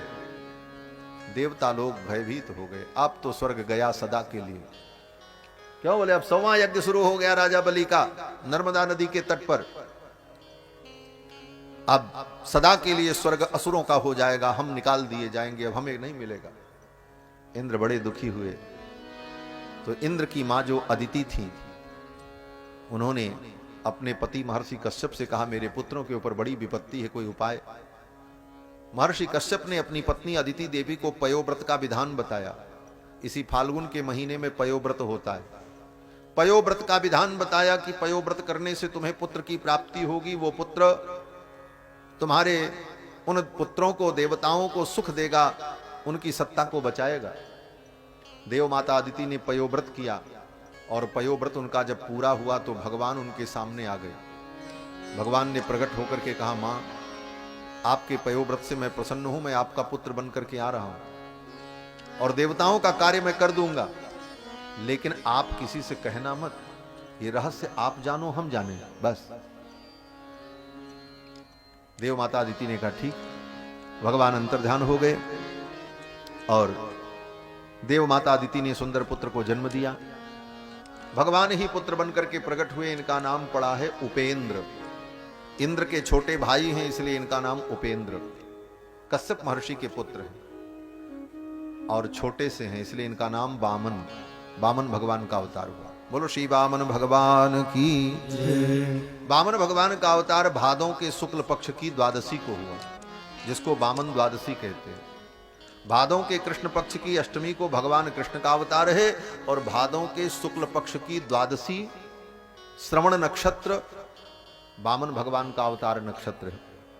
वामन भगवान प्रकट हुए और वामन भगवान फिर बड़े हुए। इनका यज्ञोपवीत संस्कार हुआ, स्वर्ग में ही यज्ञोपवीत संस्कार हुआ। स्वयं गायत्री देवी ने इनको अक्षमाला प्रदान की। सूर्य भगवान ने गायत्री मंत्र का उपदेश किया और सारे विधि विधान से वामन भगवान ब्रह्मचारी बने और ब्रह्मचारी बनकर बटुक बनकर भिक्षा मांगने के लिए चल पड़े। ये तो भगवान की लीला है। देवताओं के कार्य को करने के लिए भगवान वामन बने। ब्रह्मचारी भगवान बने लेकिन भगवान नकली ब्रह्मचारी हैं, असली ब्रह्मचारी नहीं। माया माणवकम हरिम। माया माणवक, माया माणवक माने नकली ब्रह्मचारी, माया के द्वारा जो ब्रह्मचारी बने। क्यों? बोले वामन भगवान ब्रह्मचारी तो बने हैं लेकिन इनके हृदय में इनकी दुल्हन बैठी है। कौन? बोले लक्ष्मी जी। इसीलिए वामन भगवान जब राजा बलि के द्वार पर गए तो मृगचर्म से अपने छाती को ऐसे ढक लिया था वामन भगवान ने। मृगचर्म को कंधे पर लपेट लिया कि कहीं राजा बलि ने देख लिया तब तो सारा रहस्य खुल जाएगा। इसलिए मृगचर्म से अपने वक्षस्थल को वामन भगवान ने ढक लिया था। माया माणवकम हरिम, माया से ब्रह्मचारी बनकर के आए हैं और राजा बलि के यज्ञ स्थल पर चल पड़े भिक्षा मांगने के लिए। वामन भगवान जब पहुंचे राजा बलि के यज्ञ स्थल पर, शुक्राचार्य जी ने देखा भगवान को आते, ऋषियों ने देखा, राक्षसों ने देखा और ये ऐसा अद्भुत तेज वामन भगवान का। छोटे से 5 वर्ष के, गोल मटोल, गोल गोल गाल, सुंदर ओंठ और कानों में कुंडल, अलकावली, एक लंगोटी पहने हुए और कंधे पर मृगचर्म, हाथ में पलाश दंड, एक हाथ में छाता, एक हाथ में कमंडल, मस्तक पर लगा ऊर्ध्वपुंड, कंधे पर सुंदर शुभ यज्ञोपवीत ब्रह्मचारी बने भगवान वामन जब आ रहे थे टुनमुन घूमते हुए, जैसे बच्चा छोटा आ रहा हो जल्दी जल्दी दंड कमंडल लिए, उस प्रकार वामन भगवान जब आए उनके तेज को देख करके शुक्राचार्य और जो ऋषि मुनि बैठे थे यज्ञ मंडप में सब हतप्रभ हो गए। अरे ऐसा तेज! किसी ने कहा अरे सूर्य किलायुतवा विभावसु, लगता है भगवान सूर्य आ रहे हैं। किसी ने कहा अरे नहीं नहीं, सनत कुमारोथ दिदक्षया क्रतो ऐसा तो नहीं कि भगवान सनत कुमार ही यज्ञ का दर्शन करने के लिए आ रहे हो, ऐसा तेज। किसी ने कहा वरुण आ रहे हैं, किसी ने कहा मुख आ रहे हैं, किसी ने कहा मुख आ रहे हैं। राजा बलि के गुरु शुक्राचार्य बैठे थे। शुक्राचार्य ने देखा और शुक्राचार्य ने कहा राजन, न सूर्य आ रहे हैं, न चंद्रमा आ रहे हैं, न सनत कुमार आ रहे हैं। बोले तब कौन आ रहे हैं? शुक्राचार्य जी ने कहा विष्णु कपट पंडित, भगवान कपट पंडित विष्णु जो परम कपटी हैं, अपने भक्तों का कार्य साधन करने के लिए, देवताओं का काम करने के लिए भगवान विष्णु ही कपट वेश धारण करके ब्रह्मचारी बन करके आ रहे हैं। सावधान, ये तुम्हारा सर्वस्व हरण कर लेंगे। शुक्राचार्य ने कह दिया। वामन भगवान जब आए तो राजा बलि तो भगवान के परम भक्त हैं महाराज, प्रहलाद जी के पोता हैं राजा बलि, भले असुर हैं लेकिन भगवान के परम भक्त हैं। उन 12 भक्तों में इनका भी नाम है जो भगवान के परम भक्त हैं। बाबा और पोता दोनों का नाम है, प्रहलादो जनको भीष्मो बलिर्वैयासिकिर्वयम्, दोनों हैं। राजा बलि भगवान के परम भक्त हैं, चिरंजीवी भी हैं, प्रहलाद जी महाराज के पौत्र हैं। राजा बलि ने सुना कि भगवान आ रहे हैं। राजा बलि ने कहा गुरुदेव आज मेरी सेवा सफल हो गई, आपके चरणों की मैंने सेवा की, उसका फल मुझे प्राप्त हो रहा है, फल स्वयं चल करके आ रहा है। बोले गुरु की सेवा का फल क्या है? बोले गोविंद की प्राप्ति। गुरु गोविंद दो खड़े काके लागू पाए, बलिहारी गुरु आपने जिन गोविंद दियो बताए। गुरु की सेवा का यही फल है, गोविंद की प्राप्ति। राजा बलि ने कहा गुरुदेव भगवान आ रहे हैं, मैं उनका स्वागत करूंगा।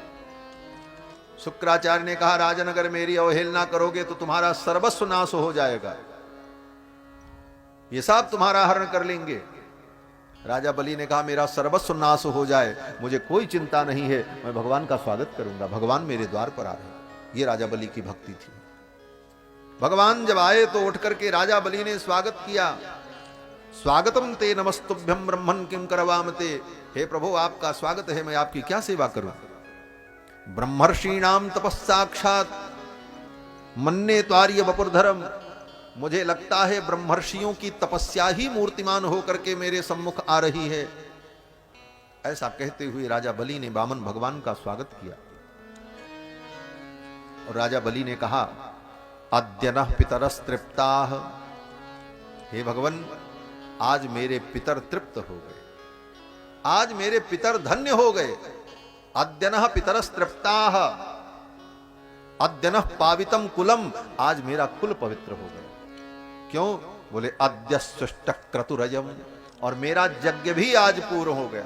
हाँ, राजा बलि बड़े बुद्धिमान हैं। राजा बलि जान गए कि भगवान मेरे यज्ञ को अपूर्ण करने के लिए आ रहे हैं देवताओं के पक्ष से, कि मेरा 100वां यज्ञ पूरा न होने पावे।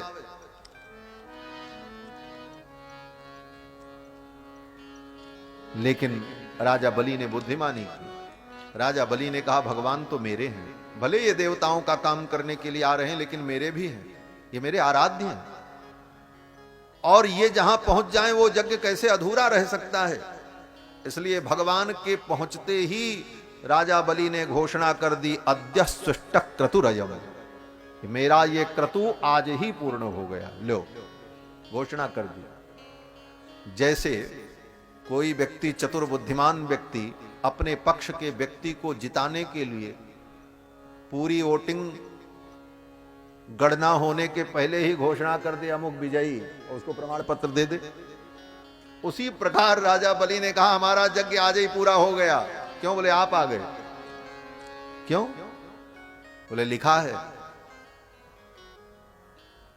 कि भगवान अगर यज्ञ में आ जाएं, भगवान का स्मरण हो जाए, भगवान का नाम ले लिया जाए तो यज्ञ पूरा हो जाता है। यशस्मृत्या च नामोक्त्या तपो यज्ञ क्रियादिषु न्यूनम संपूर्णताम याति सद्यो बंदे तमच्युतम।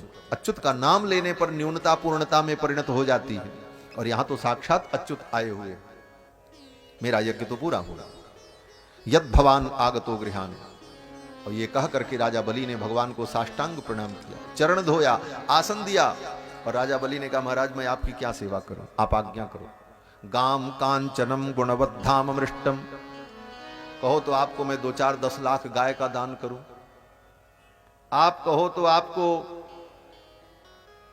हाथी घोड़े दे दूं, 100-200 हजार गांव को हो तो दे दूं। और महाराज आप बड़े अच्छे लग रहे हो। राजा बलि ने कहा महाराज बड़े सुंदर हो आप, ब्रह्मचारी हो, अगर आपका ब्रह्मचर्य व्रत पूरा होने वाला हो और आपको गृहस्थ आश्रम में प्रवेश करना हो तो आप संकोच मत करना, मैं आपका यहीं पर अपने यहां विवाह भी करा दूंगा। आपके अनुकूल कोई कन्या ढूंढ करके आपका मैं विवाह भी करा दूंगा।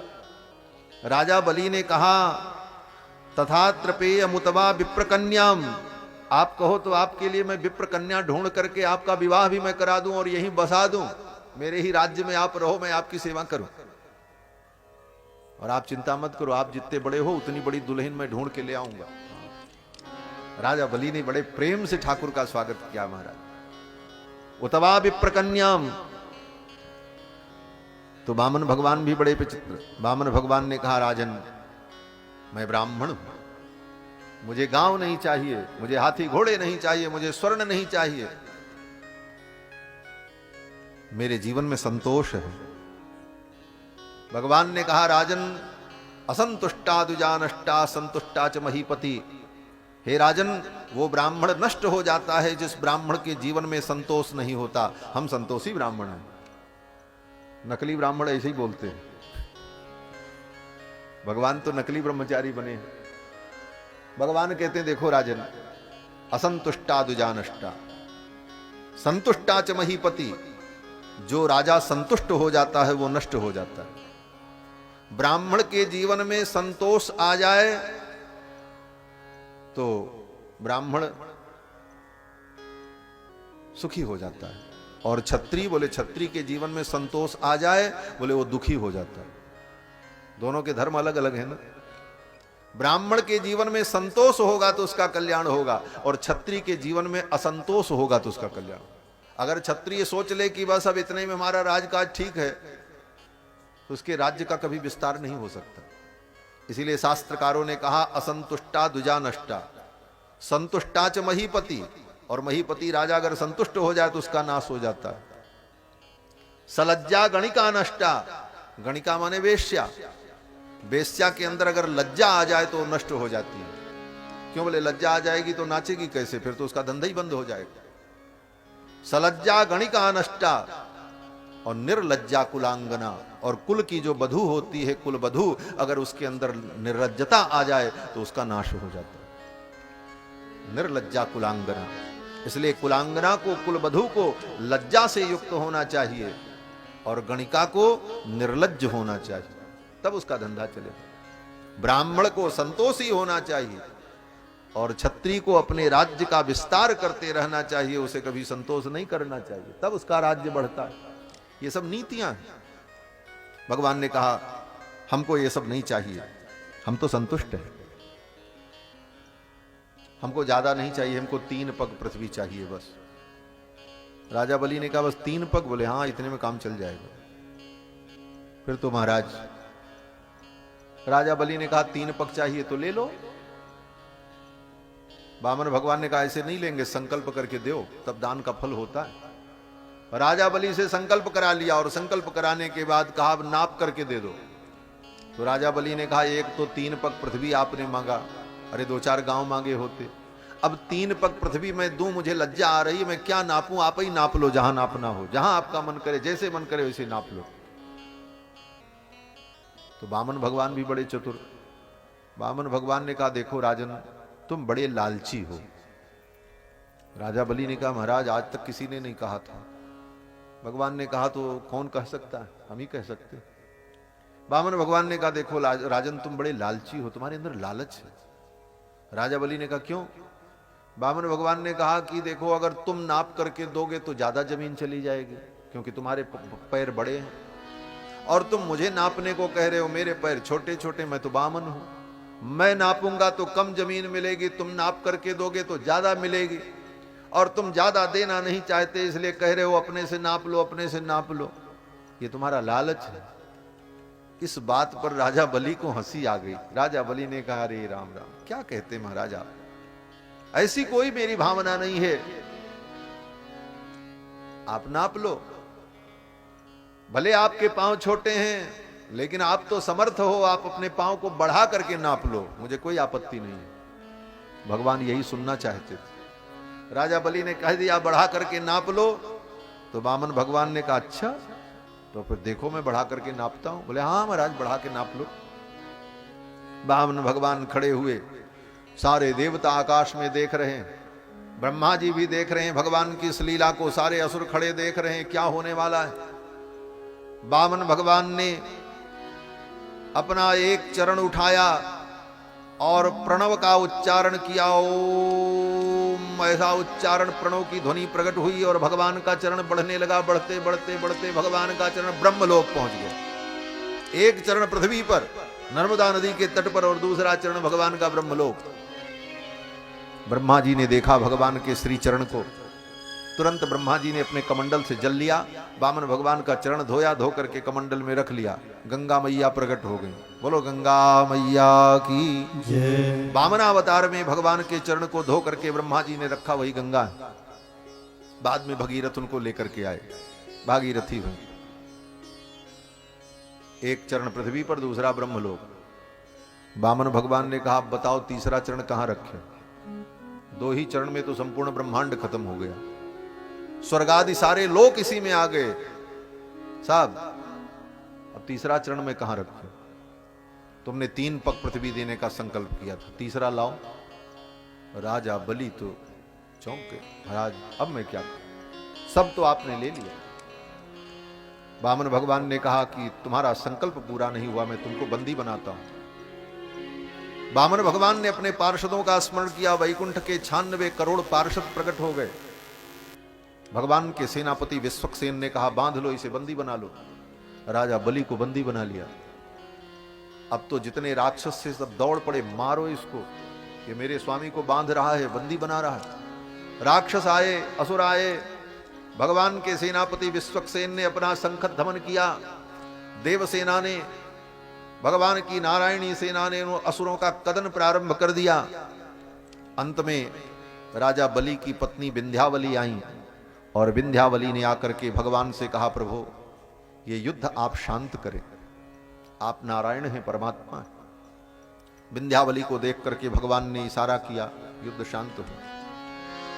विंध्यावली ने कहा महाराज आप सत्य संकल्प हैं, आपका एक नाम सत्य संकल्प है, और आपने संकल्प कराया और संकल्प अधूरा रह गया, ये तो आपकी कमी है, मेरे पति की कमी नहीं। आप सत्य संकल्प हैं और आपका संकल्प सत्य नहीं हुआ, तो आपके संकल्प में कमी है, मेरे पति के संकल्प में कमी नहीं। संकल्प तो आपने ही बोला था, विष्णु विष्णु श्रीमद् भगवतो महापुरुषस्य, दान लेते समय। वामन भगवान ने कहा हाँ, बोले तो क्यों पूरा नहीं हुआ। अब तो भगवान के पास भी कोई उत्तर नहीं था।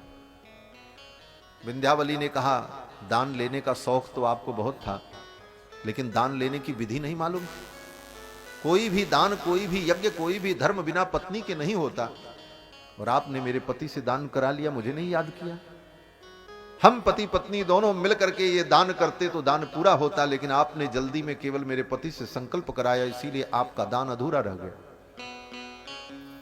भगवान तो चुप हो गए, बोले ये तो बड़ी बुद्धिमती है, ये विंध्यावली तो बड़ी बुद्धिमान है।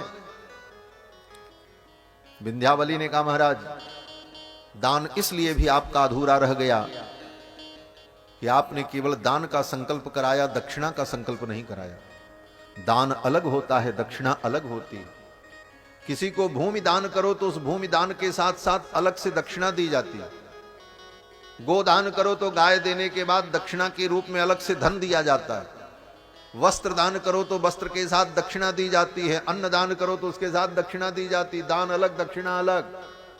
और दक्षिणा देने के बाद फिर एक दक्षिणा देनी चाहिए, बोले उसका नाम है भूयसी दक्षिणा। भूयसी दक्षिणा माने भूयः पुनः, तब जाकर के विधि पूरी होती। विंध्यावली ने कहा दान तो आपने ले लिया, दक्षिणा का संकल्प नहीं कराया, भूयसी दक्षिणा का संकल्प नहीं कराया, आपका तो कर्मकांड ही अधूरा है। भगवान तो चक्कर में पड़ गए, बोले इतनी कमियां बता रही। तब तक प्रहलाद जी प्रकट हो गए आकाश में। प्रहलाद जी ने कहा धन्य है मेरी पुत्र पौत्र वधू, मेरे कुल में उत्पन्न हुई, जिसने आज भगवान को भी निरुत्तर कर दिया। प्रहलाद जी भी प्रकट हो गए। विंध्यावली ने कहा महाराज कुछ भी हो, संकल्प आपने कराया है तो आपका संकल्प मैं पूरा करूं। 2 पग आपने नाप लिया, एक पग को तो आप भूयसी दक्षिणा समझ लो और एक पग को आप दक्षिणा समझ लो। अब आपका मूल दान बचा हुआ है 3 पग पृथ्वी। अब तो देवता भी चक्कर में पड़े, अभी तक तो एक ही पग कम था, ये तो अब 3 के 3 तैयार हो गए। ये 2 पग जो था वो भी चला गया भूयसी दक्षिणा और दक्षिणा में, अब ये 3 पग पृथ्वी कहां से ले आएगी। विंध्यावली ने कहा एक पग तो आप भूयसी दक्षिणा मान लो, एक को दक्षिणा मान लो। अब मूल दान आपका बचा है 3 पग, उसकी व्यवस्था मैं करती हूं। राजा बलि भी सोचने लगे ये तो नया लफड़ा खड़ा हो गया। वामन भगवान भी सोचने लगे वे क्या करेगी क्या। प्रहलाद जी भी नहीं समझ पाए कि ये मेरी पौत्र वधू क्या उपाय करेगी, क्या युक्ति करेगी। अंत में विंध्यावली ने कहा महाराज आपको चरण ही तो रखना है, 3 पग रखने की भूमि चाहिए, जगह चाहिए। तो दान से बड़ा दानी होता है। ये दान मेरे पति ने किया, मेरे पति दानी हैं इसलिए वो श्रेष्ठ है। तो एक चरण आप मेरे पति के मस्तक पर रखो और एक चरण मेरे मस्तक पर रख दो और तीसरा चरण मेरे पुत्र बाणासुर के मस्तक पर रख दो। ऐसा कह करके विंध्यावली ने भगवान के चरणों में प्रणाम किया, राजा बलि ने प्रणाम किया और उनके पुत्र बाणासुर ने प्रणाम किया। तीनों के मस्तक पर वामन भगवान ने अपने चरण को ऐसे ऐसे रखा। देवता पुष्प वर्षा करने लगे। धन्य है ये राजा बलि, इनका परिवार जिनके ऊपर भगवान ने ऐसी अमोघ कृपा की। फिर तो वामन भगवान ने राजा बलि को सुतल लोक का राज्य दे दिया। वामन भगवान ने कहा राजन तुम सुतल लोक का राज्य स्वीकार करो और अगले कल्प में मैं तुमको इंद्र बनाऊंगा। बहुमत तुम्हारा सिद्ध है, लेकिन अब इनका समय पूरा हो जाए, कार्यकाल जब पूरा हो जाए तब अगली सरकार का गठन हो तो तब हम तुमको इंद्र बनाएंगे। इस प्रकार भगवान ने राजा बलि को संतुष्ट किया और उनको सुतल लोक का राज्य दिया।